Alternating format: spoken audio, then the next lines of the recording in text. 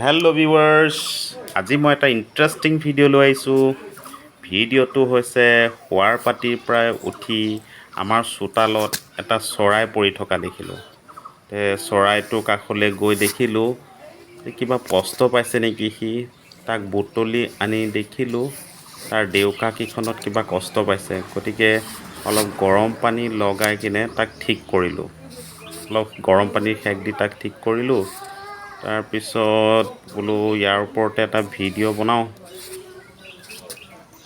অৱশ্যে চৰাইটো কি প্ৰজাতি ঠিক ধৰিব পৰা নাই। ই ঘৰচিৰিকাও নহয়, মাছৰোকাও নহয়, হাৰ্মিং বাৰ্ডো নহয়। কি প্ৰজাতিৰ চৰাই ঠিক ধৰিব পৰা নাই।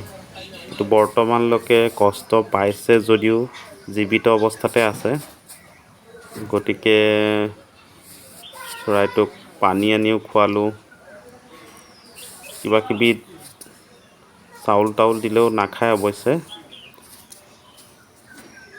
চৰাইটোক কিমান সময় লাগে আৰু আৰোগ্য হওঁতে, গতিকে ৰ'দটো পাই সি অলপ ডেউকাকেইখন মাৰিবও ধৰিছে, অলপ ইফালে সিফালে চাবও ধৰিছে। যিয়ে নহওক ঠিক হৈ উঠক চৰাইটো, তাৰে কামনা কৰিছোঁ। অৱশ্যে পাখি দুখন ডেউকা নেজডাল লৰচৰ কৰি আছে।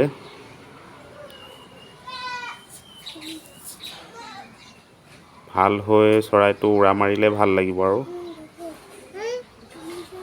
সি ভিডিঅ'টো বনাওঁতে অৱশ্যে লক্ষ্য কৰি আছে মোলৈও, কিন্তু উৰা মৰা নাইকিয়া। ভালকৈ হয়তো ডেউকাত কষ্ট পাইছে। যিহেতু অসমীয়াত গান এটা আছেই যে উৰণীয়া চৰাইটি উৰিলে বিচাৰি পাবলৈ নাই। গতিকে চৰাইটো উৰি যাওক, আমাৰো ভাল লাগিব। আশা কৰোঁ আপোনালোকেও ভাল পাব। গতিকে তাৰে কামনা কৰিছোঁ। অৱশ্যে সি আগতকৈ যথেষ্টখিনি সুস্থিৰ হৈ উঠিছে।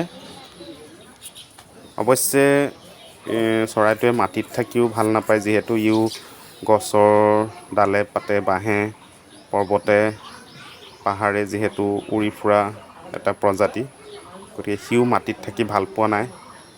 গতিকে সিও সুস্থিৰ হৈ উৰা মাৰক, তাৰো মনটো ভাল লাগিব।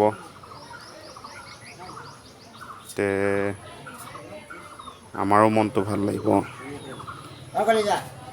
গতিকে আজিলৈ ভিডিঅ'টো সমাপ্ত কৰিছোঁ। ধন্যবাদ।